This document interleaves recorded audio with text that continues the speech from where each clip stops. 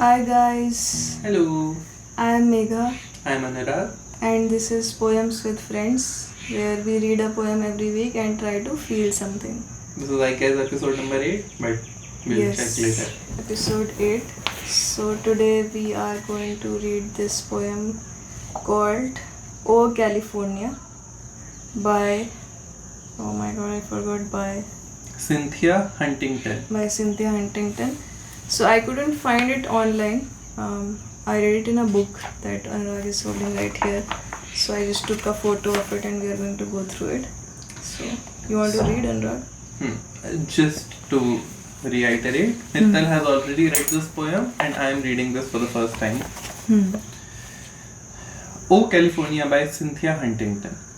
O falling, sinking, sliding over rooftops, moon of harvest orange, look down into white caverns of immaculate garages, turned inside out by light, the glowing icicles, lawnmowers and shimmering grasses, dewed by sprinklers whose iron blossoms rise from the ground to spurt and shower at our feet.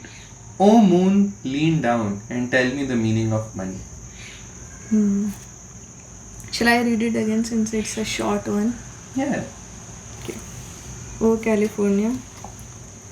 O falling, sinking, sliding over rooftops, moon of harvest orange, look down into the white caverns of immaculate garages, turned inside out by light, the glowing icicles, lawnmowers and shimmering grasses, dewed by sprinklers whose iron blossoms rise from the ground to spurt and shower at our feet.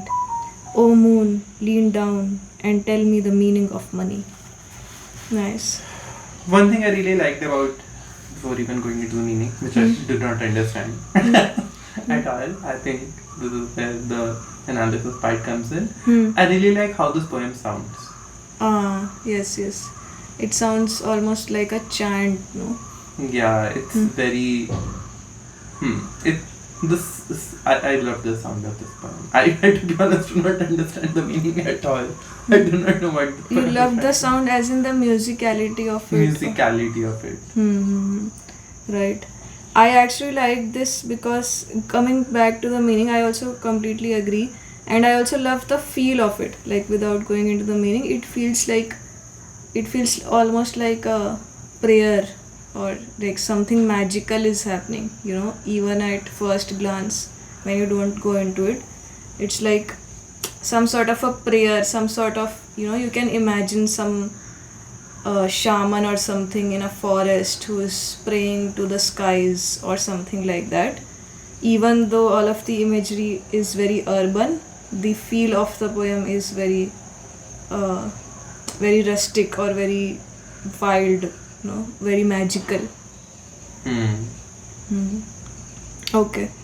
We can go into the meaning. So I think what I said also ties back into the meaning. So if we go back into it, O falling, sinking, sliding over rooftops, moon of harvest orange. So the author is talking to the moon first, right? Correct. And that part, I think moon. Sorry. It is a surprise. I still do not understand what this poem. I think it's something about. We can go over probably. it. We should go over it one by one, rather than just declaring. Let's go over it one by one. So, you read few lines. O falling, sinking, sliding over rooftops, moon of harvest orange. So the author is addressing the moon, right? And they're addressing it in a very, very archaic sort of way, like old people would do, like in the olden times. It's not, it's a very, very olden way of writing, if I can say that. Those rhyme of the ancient mariner Yes. all those Oh, moon of harvest, look down. Okay, so oh, falling, sinking. Oh, harvest orange essentially is moon at the time of orange harvesting. Yes. Oh, okay. Harvest orange is, I don't know, What orange color? harvesting, but There is a term harvest orange, right? It's very famous. It's related to harvest, as you said, but I don't know what is the significance of orange. Let's look actually. Okay. Why does the harvest moon looks orange? The harvest moon rises early and provides a large amount of light. It is the full moon closest to the equinox, when the moon is closest to the sun. Oh. So harvest moon is a particular phase of moon. This looks orange. Why is the harvest moon so orange? So what is harvest moon? Like the moon at the time of harvest. Is that Also called the harvest moon, the full moon closest to the autumnal equinox, the first day of fall. Okay, so the harvest moon is the full moon which is closest to autumn. I think it might have to do something with the harvest in old times. That's why they called it the harvest moon. Okay. Because right before autumn harvest will happen, right? So so what we are saying is that at least this sets the time of the year. Yes. Right. And time of the year is autumn and the moon is the harvest moon, and since it looks orange, it is moon of harvest orange. So a large orange moon which is falling, sinking and sliding over rooftops. Okay, interesting. Actually, I have never heard the word sinking in context of a moon, and it paints a very interesting image. It almost makes me think that the moon is very heavy, and now that I know the harvest moon is a full moon, a sinking moon makes me feel that the moon is so heavy that it's sinking in the sky almost. Oh. But I don't know if that's what the author meant or if they just meant like setting. To me, it feels like a setting moon. Setting moon. But sliding over rooftops, it's very strange imagery. I think we'll go on in. It's very magical. I think that's why I love it. Probably. Right. Okay. Oh, falling, singing, sliding over rooftops, moon of harvest orange. Look down into white caverns of immaculate garages, turned inside out by light. So the author is asking the moon to look down into garages which are turned inside out by light. And the garages are referred to as caverns. Oh, because it's night time or like and right. there is turned inside out by light because the garages usually you'll expect light to be outside, but light is inside. So that's an amazing point. I actually did not get what she meant by inside out when I first read it, but that makes complete sense. So we are saying since it's night and the moon is there in the sky, and it should look down into the white caverns. Again, caverns is again a very archaic word, right? So the feeling of it is like some fantasy game kind of thing, right? True. Like that's a dungeon. very good point, right? Even though the poet is describing something extremely modern in a very fantasy archaic way. Fantasy way. Yeah. So into white caverns of immaculate garages. So the garages are immaculately clean and they are caves, but caves should be dark from inside, but as you said, they are lighted up from inside, so they are inside out. Okay, so of immaculate garages turned inside out by light. Then the glowing icicles, lawnmowers.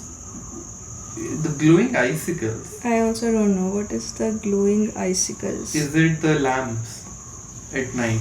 Oh, yeah, it could be. Yes. The lamps on the side of the road. No, yeah, that does give a very glowing icicle-like feeling. Because icicles are also towards the... Right. Yes, that makes complete sense. It's painting a picture of a street now slowly, right? The glowing icicles. Lawnmowers and shimmering grasses. Dewed by sprinklers whose iron blossoms rise from the ground to spurt and shower at our feet. Okay, so I got the sentences so long. It really needs to be broken down. The glowing icicles we established are the street lights probably. So Then we have it's looking down into white caverns. It is looking down into glowing icicles. Then we have lawnmowers and shimmering grasses. So the grasses are probably shimmering from the moonlight and the street lights, right? In the night, the grasses are shimmering. Dewed, and they are also shimmering because they are wet, probably dewed by sprinklers whose iron blossoms rise from the ground. So even something as mundane as sprinklers is given a magical feeling, saying that sprinklers have these iron blossoms. So the opening of a sprinkler is like a flower, right?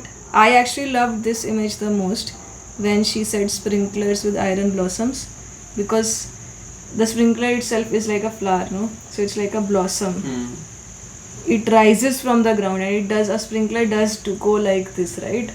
And we just take it for granted. Yeah. But she's like, no, this is actually very magical. Yes, exactly. Suddenly a flower is coming like this, and yeah. Dewed by sprinklers whose iron blossoms rise from the ground to spurt and shower at our feet. It's it is so amazing. Everything is so amazing. Then to spurt and shower at our feet. Oh moon, lean down and tell me the meaning of money. Now we become serious. So, oh moon, lean down and tell me the meaning of money. Oh, because it's already falling, sinking, sliding over rooftops. So just hunch down and tell me the meaning of money. I think because all of these images are related to affluence, right? And a nice life, sprinklers, grass which is sprinkled often, and nice immaculate garages which are clean and immaculate. So it does, everything speaks of money and everything speaks of a nice life. So I think she's then asking the moon, like, what do you think about all this, in a sense, right? Oh, it is as what is the ask from the moon? Okay, tell me the meaning of money. I think because it uses these archaic way of talking, I'm not sure whether it's a judgment on money or if it's it made me feel like, for example, if this poem was not about garages and sprinklers, for example, if this poem was about, let's say, love, so then the poet would say, if I was a poet, let's say 400 years ago, I would say, oh moon, look at the body of this woman, look at the flowing hair, look at my eyes, and tell me the meaning of love. I am a confused person who is reaching out to the moon, because the moon is like God for me.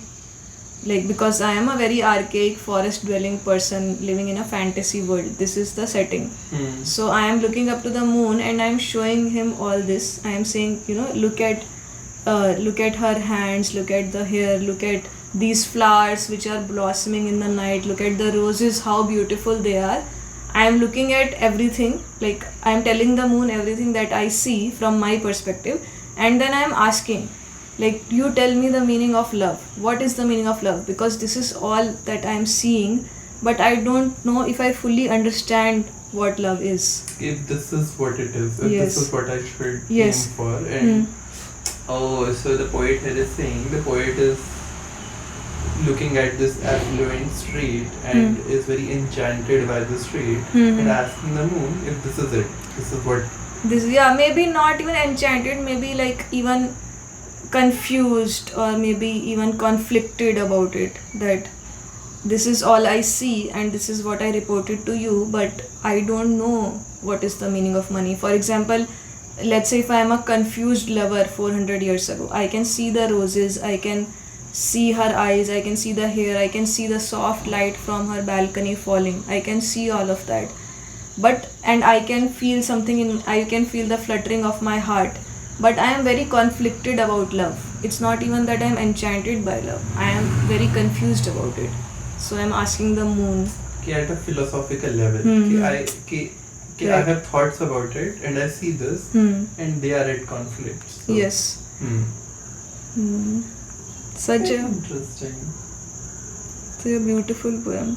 Actually, why I wanted to do this is again because I have never read anything like this, in the sense that she took something from the urban world, like she took something which we see every day, and she transformed it, not just for the sake of transforming it, she transformed it for a reason, because she went back and she addressed the moon. For example, like it made me feel like if there was a caveman who suddenly time traveled to today's age, they would be very very confused about what the world has become or what is happening, right? So she is taking this way of speaking, when we talk about tone and when we talk about how a poem is written in a specific tone, it's not tone for the sake of tone. Like she's actually making a meaning out of it. She's addressing the moon and she's looking at all these things as if she's looking at them as for the first time, and then she's asking it that, what do you think, what is all this? It's such a new way of looking at an existential crisis, almost. Like I keep having existential crisis. What is the meaning of money? What is the meaning of life? But it is such a, now how do I deal with this existential crisis? Who do I ask this question? That what is the meaning of all this? So she said that, oh, let me ask this question to the moon. But if I have to ask this question to the moon, I have to become that person, right? Who asks questions to the moon. Who is that person who asks questions to the moon? It is that person which looks at everything in a magical way. But ultimately, it makes one feel that life is so confusing that you are turning to supernatural to say that, right. Because what is around you is not giving you enough answers. Yes. And you don't know who to ask. Like, you don't know what is the meaning of all this. You don't know anything. For example, I was at the beach the other day, and there's these beautiful waves, and it was raining, so the waves were really huge. And at that point, I got the feeling of almost, asking the ocean almost that what is the meaning of all this? Like, why are we here and what is happening? And she just so beautifully captures that feeling, that if I had to speak out aloud, speaking like this would make the most sense, because first I have to remove myself from the context. This is the context of things. If money is something I don't understand, I have to first remove myself from that context and then look at it from an observer's perspective and then ask the question, right? If I am fully embroiled in it, I cannot ask the question. I have to look at it as a person who is completely confused. I have to look at it as a person who is looking at it for the first time and then ask that, what is the meaning of all this? Like, why do we wake up every day? Why do we go and earn money every day? Why do we do this every day? So she, effortlessly she does it. She has put herself in the position of this observer person who is looking at everything for the first time. And she's looking at the magical parts of it, the parts which are touted to be a dream house, dream area, and she's like, I see all this. But, and it's also that, when you're trying to understand something, so the feel of this poem is very, very, very, very contemplative actually. That's also why I love it, because I also write a lot of contemplative poetry a lot of times. I don't think I've done it this good. But most of the times, like the last few poems that we did were so charged with emotion, right? Either anger or rage or whatever, love or whatever. This is so contemplative in a way that, when I am asking a question, I am not raging at the fact that money is bad. I am not raging at capitalism, or I am not disgusting at capitalism. I am genuinely asking the question because since I am genuinely asking the question, I am trying to look at it from a different perspective also, right? I am so genuine curiosity. Open-minded poem. Yes. True. It truly feels like someone like from East Germany has crossed into West Germany and is thinking, is my life a lie? What should I believe in? Yeah, and as you said that, it's with the iron blossoms of the sprinklers, something that we take for granted so much. There is so much happening actually. There is so many things that we take for granted, and this poem also tells us to look at it in another way, right? To look at things for the first time. I was actually having this same thought. So I was in Goa and I was sitting at a cafe alone, and there's this shop with mannequins right across the road, and they had the weirdest expression on their face, the mannequins. And I was thinking to myself that, if I was to look at mannequins for the first time in my life, let's say I came from another country where there is no concept of mannequins, I looked at it, would feel so weird that these heads of people, the color of the head was not matching the color of the skin, and they had this weird stony expression on their face, and they're wearing weird dresses. No, it would all feel so weird to me, but we are so used to looking at things that we actually don't see them anymore. Can we take it for granted that it will exist? Yes, we have assigned a meaning to it already, that this thing is this is a table, this is a mannequin, this is a phone, this is what it's supposed to be, that we don't even see anything anymore. But we have gotten too philosophical, I think. This philosophical. Like, it's quite interesting, because when I started the poem, I was like, what is this poem about? And I think it just needed to be sat with, essentially, because it's written in such a non-direct way that my mind refused to accept it. And when you get it, you're like, okay, it is not a difficult poem. Right, it's just written to create that mystery, that vibe. And if she would have written it directly, I'm not sure I would have felt her right feeling of. She created that whole atmosphere, right? She created that feeling of a person like looking at the moon and really asking that question, filled with so much confusion and wonder and awe.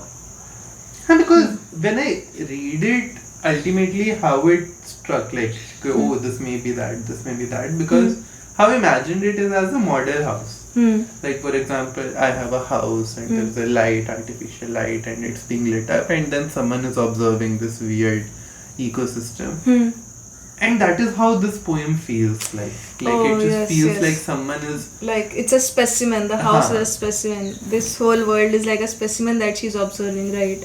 And there are so less poems which are like this, because, even when we started, we said that, maybe it's about capitalism, but she doesn't, she just says it in one line, the meaning of money. She doesn't go on into it. She doesn't try to assign it a meaning, When you said capitalism, it's like a word that we already know, a meaning that we already know, that we throw at things. That, maybe it's about capitalism. But she doesn't go there. She's like, just tell me the meaning of money. I don't know. What is capitalism? What is rage? What is this? Which is the beauty of it, I guess, because I think that is where we went automatically. Right. She genuinely wanted us to think. She genuinely wants us to think. And I'm like, what is it?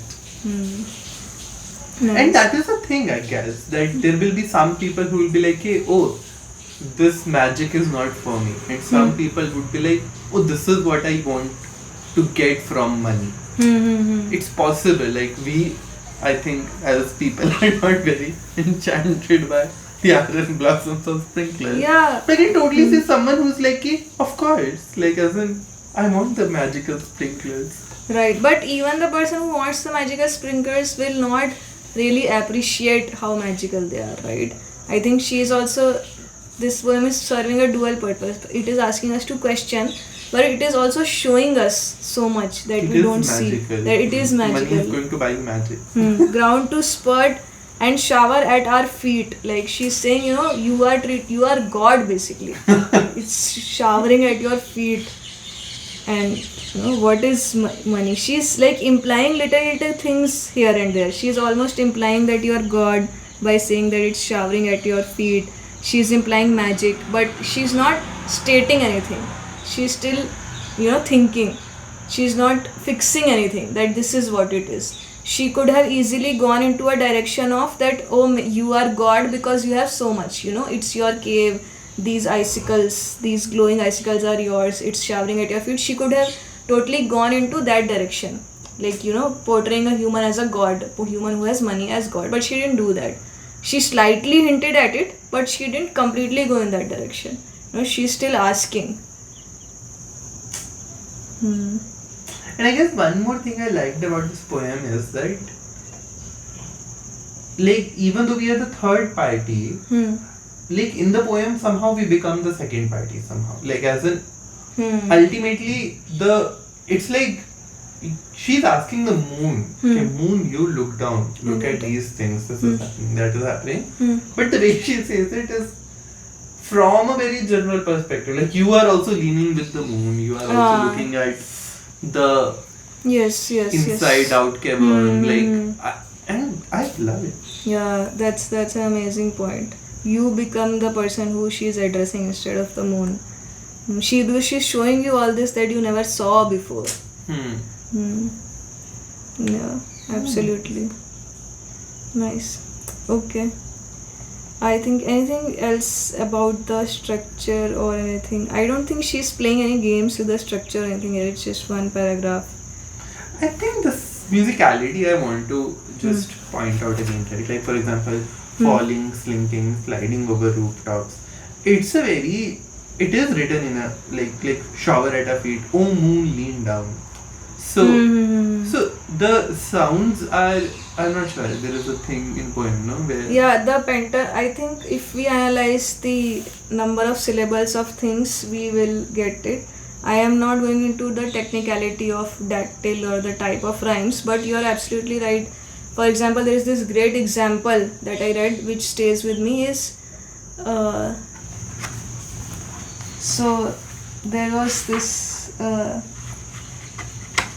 there are types of stresses basically, right? Okay. So for example, we can have two heavy stresses followed by a light stress, or two light stresses followed by a heavy stress. For example, we have this line: for the moon never beams without bringing me dreams. So it's two light stresses followed by a heavy stress. For the moon never beams without bringing me dreams of the beautiful Annabel Lee. Oh. So it's two light plus one heavy. Heavy is this one. For the moon never beams without bringing me dreams of the beautiful Annabel Lee. So it's like a musicality that happens when you do that. I think it's also happening here.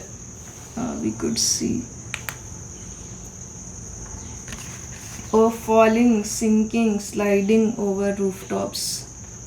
Oh, my. I think पूरे sentence में stress है कि oh, falling, sinking, sliding over rooftops. Moon of harvest, orange, look down. Initial two lines are very full stress because I am calling out to the moon. Oh, falling, sinking, sliding over rooftops, moon of harvest, orange, look down. Then into white caverns of immaculate garages, turned inside out by light, the glowing icicles, lawn mowers and shimmering grasses. Matlab, the way I am reading it, the first part of each line feels like it just goes like this. Ki, oh, falling, sinking, sliding over rooftops, moon of harvest, orange, look down. Into white caverns of immaculate garages, turned inside out by light, the glowing icicles, lawn mowers and shimmering grasses, like that. Dewed by sprinklers whose iron blossoms rise from the ground to spurt and shower at our feet. O moon, lean down and tell me the meaning of money. No, I guess tell me the meaning of money. Something is off. The last lines are definitely very musical. Lean down and tell me the meaning of money. Like, meaning of money. But I think maybe we'll go back and also look at the stresses in the words. And maybe I think in our next podcast we can focus on something in which we talk about the musicality and how stresses work in words. That's more technical, yeah, and that's more for people who want to write poetry. But I think we can definitely do that in our next episode. Otherwise, there is nothing much in this poem, to be honest. It's just a very interesting way of. Yeah, it's an amazing way of writing actually, which creates a feeling, right? So fast. Okay. A way people don't write these like fantastical element has kind of Yeah, gone away. In the for realism, people prefer realism. like in my CBSE books, the older poems used to have this a lot Yeah, more. yeah. The Ode to Nightingale and West Yeah. Wind. Cool. Nice. We'll read it one more time and then we'll end. Read. I closed mine. Okay, I'll read. Okay. Oh, falling, sinking, sliding over rooftops, moon of harvest orange. Look down into white caverns of immaculate garages, turned inside out by light. The glowing icicles, lawn mowers, and shimmering grasses, dewed by sprinklers whose iron blossoms rise from the ground to spurt and shower at our feet. O moon, lean down and tell me the meaning of money. So nice. Nice. Okay, guys, let us know what you think, and we'll see you next time. Okay. Bye. Bye.